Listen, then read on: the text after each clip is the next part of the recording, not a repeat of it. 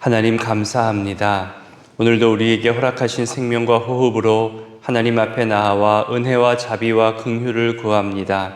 하나님 알아가고자 하나님의 기쁨이 되고자 우리의 온 마음과 정성을 다해 주님께 나아옵니다. 이것이 행위로 끝나는 것이 아니라 믿음의 성장을 가져오는 열심과 진심 되기를 원합니다. 방금 부른 찬송의 가사처럼 진실한 성도, 참 신자가 되기를 원합니다. 우리가 성경을 읽으며 답답해하고 화를 냈던 대상 중에 하나인 바리새인들이었는데 어느새 우리가 바리새인들처럼 자기의가 많아지고 드러내길 좋아하고 자기 경험과 자기 만족으로 사람들 앞에서 인정받으려 하고 내 기준과 내 방법으로 사람을 평가하고 정죄하고 있지는 않은지 정말 깜짝 놀랄 정도로 우리의 무지하고 못된 모습에 부끄러워지기도 합니다. 성경을 가까이 할수록 하나님을 진심으로 사랑하고 섬길수록 교회를 위해 헌신할수록 더더욱 거룩한 성도 되기를 원합니다. 예수님 닮아가기를 원합니다. 그러기 위해서 더욱 겸손한 마음을 더하여 주시고 내가 지금까지 붙잡고 있었던 것이 틀릴 수도 있고 전부가 아닐 수도 있다는 두렵고 떨림의 마음을 더하여 주옵소서. 하나님을 알아가는 참된 지식도 있게 하여 주옵소서. 예수님을 더 알기 원한다는 이 찬송의 가사처럼 내 평생의 소원이 예수님 알아가는 것, 예수님 닮아가는 것, 예수님과 동행하는 것, 그 예수님의 사랑을 알고 전하는 것 되게 하옵소서. 하나님, 계속교육으로 출타 중인 우리 목사님들 하나님 앞에서 젊음과 열심과 헌신을 내어드렸고 지금도 계속해서 지난 경험과 인도하심 가운데 섬기며 헌신하고 있사오니 일상에서 잠시 벗어나 다른 동역자들과 만나고 삶을 나눌 때에 힘과 쉼을 얻게 하시고 교회를 향한 사랑의 마음과 성도님들을 향한 사랑의 마음도 더욱 커져가게 하여 주옵소서. 우리 교회도 목회자들을 향한 사랑과 배려와 존중이 선하게 드러나게 하셔서 구의교회 안에서 하나님 사랑과 이웃 사랑을 경험하고 실천하고 증거하는 성장과 성숙이 우리 모두에게 있게 하여 주옵소서. 오늘도 질병과 치료와 회복 속에 계신 성도님들에게 치유의 은혜를 더하여 주시고 장래와 슬픔 속에 또 위로가 필요한 상황 속에 하나님 동행하시는 역사를 보여 주옵소서. 자녀들을 지도하고 가족이 가정 예배를 지키고 거룩한 습관을 만들어가기 위한 여러 삶의 노력에도 그들의 수고가 헛되지 않음을 주여 나타내 보여 주옵소서. 흩어져 있는 우리 성도님들 어느 곳에서나 늘 동행하시고 지켜주시며 악한 유혹자의 손길로부터 보호하여 주옵소서. 하나님, 이 새벽에도 주의 전에 나올 때에 준비한 마음과 예물들이 있습니다. 매일 준비하여 드리는 이 귀한 예물과 감사와 간구의 마음이 주님 깊어질수록 하나님 기뻐 받아 주옵소서. 이제 말씀 앞으로 나아가고자 합니다. 오늘 하루의 삶을 감당할 수 있는 힘과 은혜가 말씀 속에서 발견되어지게 하여 주옵소서. 이 시간 함께 하실 성령 하나님을 의지하오며 예수님의 이름으로 기도드립니다. 아멘. 오늘 본문은 로마서 9장 30절로 10장 4절까지입니다. 로마서 9장 30절부터 10장 4절까지 같이 읽겠습니다. 그런즉 우리가 무슨 말을 하리요? 의를 따르지 아니한 이방인들이 의를 얻었으니 곧 믿음에서 난 의요. 의의 법을 따라간 이스라엘은 율법에 이르지 못하였으니 어찌 그러하냐? 이는 그들이 믿음을 의지하지 않고 행위를 의지함이라. 부딪힐 돌에 부딪혔느니라. 기록된 바 보라, 내가 걸림돌과 거치는 바위를 시온에 두노니 그를 믿는 자는 부끄러움을 당하지 아니하리라 함과 같으니라. 형제들아, 내 마음에 원하는 바와 하나님께 구하는 바는 이스라엘을 위함이니 곧 그들로 구원을 받게 함이라. 내가 증언하노니 그들이 하나님께 열심히 있으나 올바른 지식을 따른 것이 아니니라. 하나님의 의를 모르고 자기 의를 세우려고 힘써 하나님의 의에 복종하지 아니하였느니라. 그리스도는 모든 믿는 자에게 의를 이루기 위하여 율법의 마침이 되시니라. 아멘. 오늘 본문은 믿음에서 난 의와 행위에서 난 의에 대해서 대조하며 비교하는 내용입니다. 또한 참 지식이 없는 이스라엘의 열심에 대해서 설명하는 내용들입니다. 30절과 32절에 각각 믿음에서 난 의, 행위에서 난 의에 대해서 말하고 있지요. 믿음을 통해 구원받은 이방인, 그리고 행위를 의지함으로 실족한 이스라엘을 비교하고 있습니다. 30절에 보면 의를 얻었으니 곧 믿음에서 난 의라고 말하죠. 이것은 바울이 그동안 주장해왔던 이신칭의에 대한 내용입니다. 실제 율법을 잘 알지 못했기 때문에 율법의 의를 추구하지 못했던 이방인들입니다. 그래서 의를 얻기 위해서 이방인들은 무언가 할 줄도 몰랐고 아무것도 하지 못했습니다. 이에 비해 유대인들은 하나님과의 올바른 관계는 율법을 엄격하게 지키는 데서 온다, 이렇게 생각하면서 엄청난 노력을 해왔습니다. 하지만 이방인들은 이런 유대인들에 비해서 기준도 없었고 따라가야 할 모델도 없었고 어떤 행위의 노력들조차도 없었습니다. 그렇다면 아무런 노력도 하지 않고 기준도 없고 율법도 없었던 이방인들은 어떻게 하나님의 의를 얻게 되었을까요? 이것은 곧 사람의 노력이나 행위가 아니라 오직 구원은 하나님 은혜에 있다는 것을 말하고 있는 겁니다. 의를 얻는 유일한 조건은 유대인들의 기준, 유대인들의 생각과는 달리 오직 믿음뿐입니다. 이게 너무나 중요한 건데 유대인들은 행위가 아니라 믿음이라고 알고 있는, 그러니까 유대인들의 행위, 유대인들이 말하고 있는 그 율법의 행위가 아니라 믿음이라고 알고 있는 우리 현대인들조차도 이 범위에서 벗어날 때가 많습니다. 여러분 32절을 보세요. 믿음에 의지하지 않고 행위에 의지하였기 때문에 부딪힐 돌에 부딪혔다고 말하죠. 그럼 이런 질문이나 생각이 또 표현될 수 있습니다. 믿음과 행위를 어떻게 정확히 구분할 수 있을까? 믿음도 행동을 요구할 테고 행동도 믿음에 근거할 텐데 어떻게 이 둘을 명확하게 구분할 수 있고 그 믿음, 그 행동을 가지고 어떻게 우리는 말할 수 있을까? 무척 궁금해질 수 있습니다. 여러 가지 답과 해석들이 많은데 그 중에 한 가지를 소개할까 합니다. 여러분, 성경에 맨 처음 소개되어지는 예배, 하나님께서 받으시는 예배를 가인과 아벨 이야기에서 찾아볼 수 있습니다. 가인의 제물은 받지 않으시고 아벨의 제물만 받으신 이야기를 다들 아실 거라 생각합니다. 왜 아벨과 아벨의 제물만 받으셨을까요? 무슨 이유와 근거일까요? 가인과 아벨 이야기에서 우리가 주목하게 봐야 할 것 중에 하나는 예배를 드리고 난 다음에 하나님께서 받으시고 안 받으시고 그 이후에 반응을 보면 알 수 있습니다. 가인의 반응을 보면 분하여지고 안색이 변했다고 성경이 말하죠. 왜 내 예배, 내 기도 안 들어주시느냐고 화를 냈다는 겁니다. 그리고 아벨과 비교해서 화를 냈다는 거죠. 만약 가인이 정말로 하나님을 위하고 하나님의 영광을 위하여 진심으로 예배하는 삶을 살아내왔다면 하나님께서 그 예배와 제물을 받지 않으셨을 때 어떻게 반응했어야 할까요? 분하고 안색이 변하는 것이 아니라 두려움과 떨림으로 반응했어야 하는 겁니다. 하나님, 오늘 제 예배를 받지 않으셨는데 저로 하여금 알게 해주세요. 제가 무엇이 부족했는지, 제가 혹시 하나님 앞에서 실수한 것은 없었는지, 제가 하나님 앞에서 부족한 모습으로 산 것은 없었는지 하나님 깨닫게 해주세요. 그래서 다음번 예배 드릴 때 하나님께 기쁨으로 예배 드릴 수 있도록 주님 저를 인도해 주세요. 여러분, 이렇게 하는 것이 평소에 진실되게 살았다는 신앙인이라면 이렇게 반응하는 것이 맞잖아요. 이런 두려움과 떨림과 자기 변화의 반응으로 했어야 합니다. 그러나 가인은 분노합니다. 안색이 변하죠. 이는 하나님을 위한 것이 아니었다는 겁니다.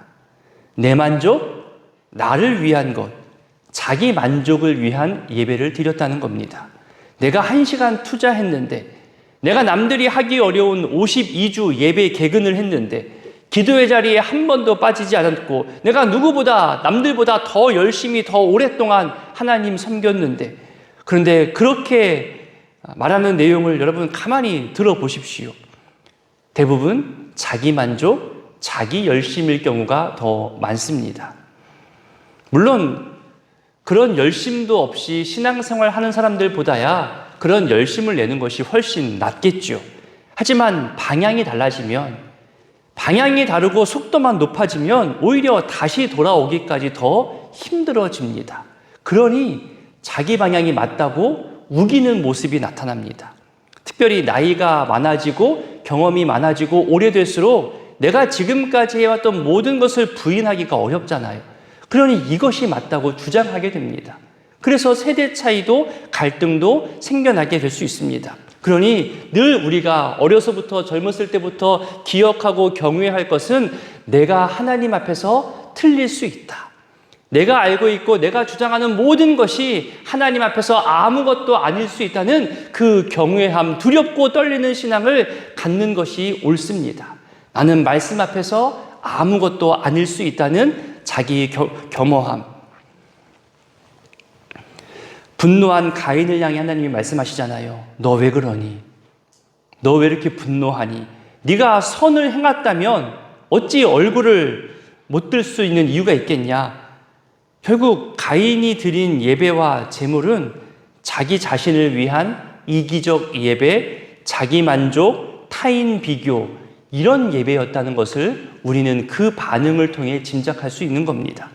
그런 자기 중심적 생각이 그의 삶을 이끌어왔고 예배에 영향을 주었고 결국 분노하며 살인까지 저지르게 됩니다. 오늘을 살아가는 우리는 아니라고 말할 수 있을까요? 정말 깊이 자기를 돌아보면서 가인의 모습이 나에게는 없다라고 말할 수 있을까요? 살인하지 않았을 뿐이지 그 안에 분노와 자기 평가와 자기 만족과 타인을 함부로 정죄하는 모습은 정말 없는지, 기도하고 나서 비판과 정죄의 입술을 보이고 예배드리고 나서 하나님 사랑을 하지 않고 이웃 사랑을 실천하지 않는 모습들, 눈에 보이는 것으로 평가하고 내가 가진 경험과 생각으로 사람을 대하는 것에서 늘 두려움과 떨림으로 돌아보는 그런 반성의 시간, 말씀 앞에서 자기를 비우는 시간이 우리도 필요하다는 것을 이 가인과 아벨 이야기를 통해서 또한 배울 수 있습니다. 어떤 섬김과 봉사와 헌신 뒤에 그것이 인정받지 못하고 무엇인가 잘 되지 않았을 때의 내 모습을 한번 곰곰이 살펴보십시오. 아, 내가 이 일에 믿음 없는 열심, 하나님 없는 행위를 했기 때문에 내가 분노했고 서운해했고 답답해했구나. 내 방법과 내 기준이 인정받지 못했기에 내가 안색이 변하며 분노했구나. 여러분, 이것이 발견되어지는 것은 결코 부끄러운 것이 아닙니다. 오히려 성장하게 하고 성숙하게 하시는 하나님의 은혜가 됩니다.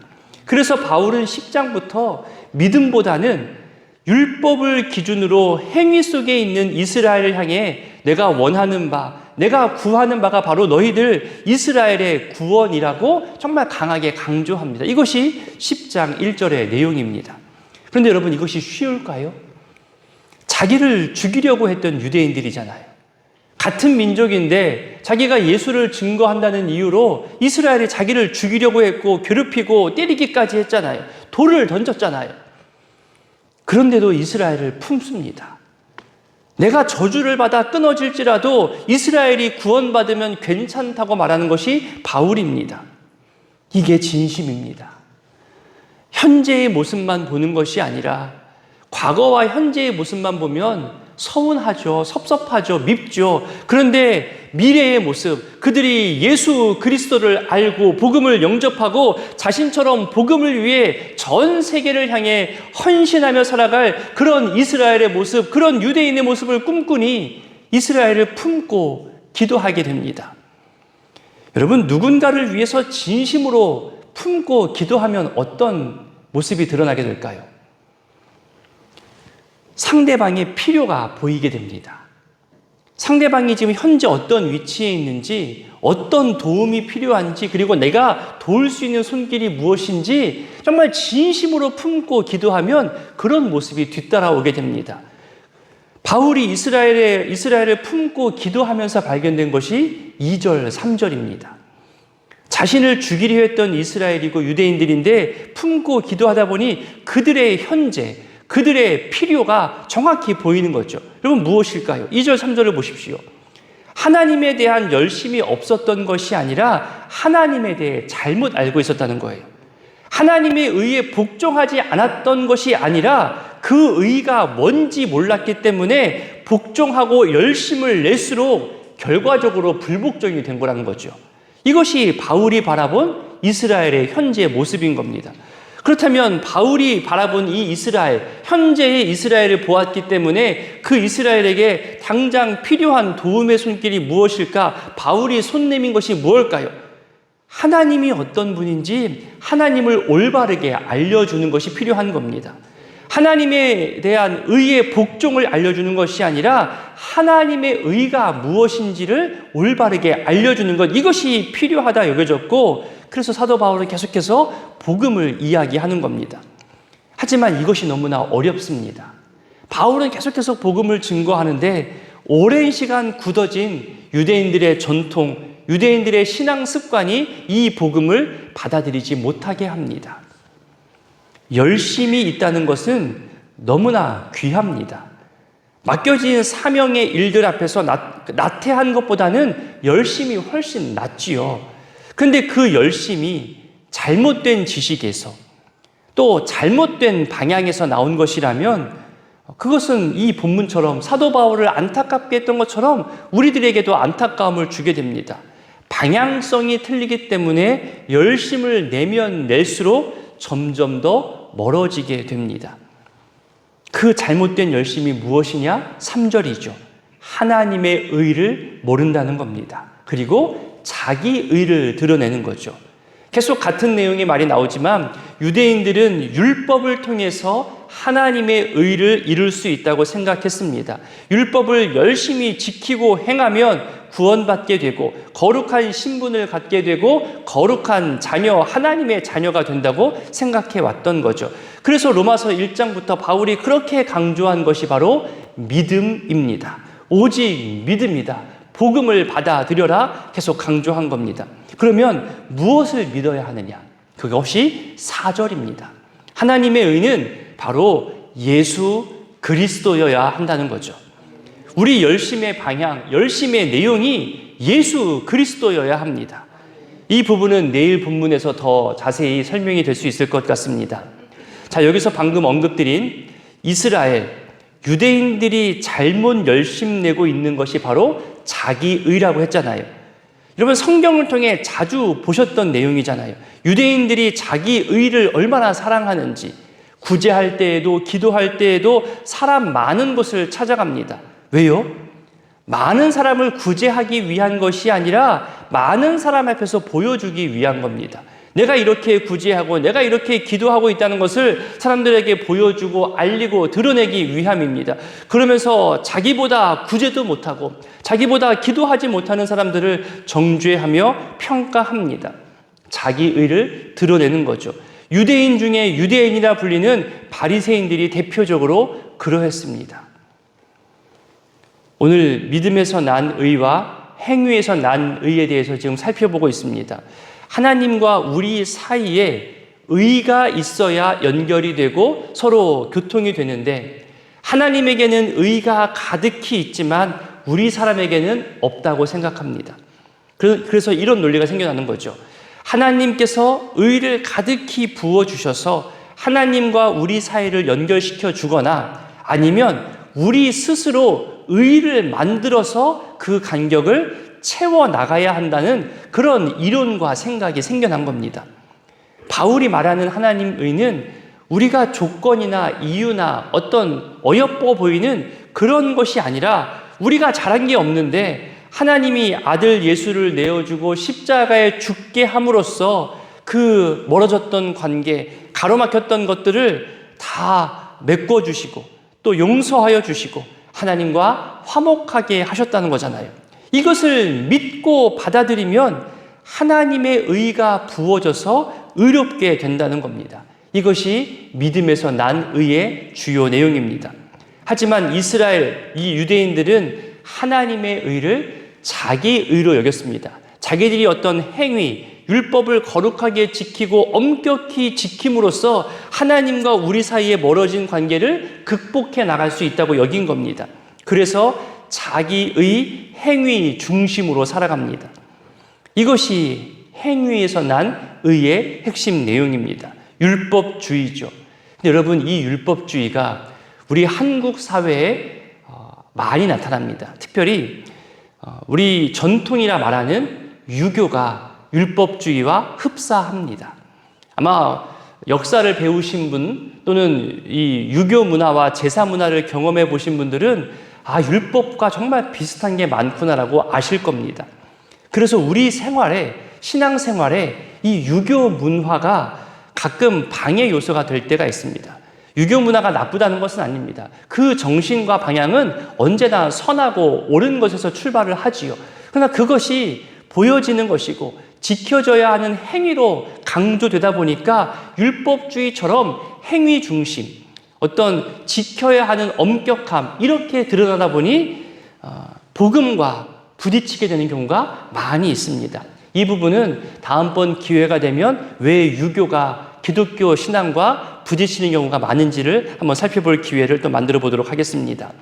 오늘 기도하실 때에 가인과 아벨 이야기를 생각하며 내가 하나님을 섬기고 예배한다면서 가인처럼 분노하거나 안색이 변할 정도로 나를 위한 예배, 자기 만족을 위한 섬김을 하는 것은 아닌지 깊이 돌아보며 이 시간 기도했으면 좋겠습니다. 행위가 아니라 오직 믿음이라는 오늘 말씀에서처럼 진정한 참 지식과 의는 오직 예수 그리스도임을 우리 모두가 깨달아가게 되기를 함께 중보하시고 기도해 주시기를 부탁드립니다. 주기도문으로 기도합니다. 하늘에 계신 우리 아버지, 아버지의 이름을 거룩하게 하시며 아버지의 나라가 오게 하시며 아버지의 뜻이 하늘에서와 같이 땅에서도 이루어지게 하소서.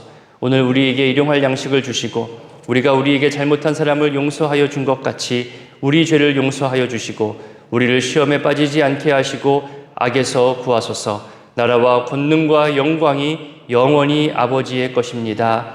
아멘.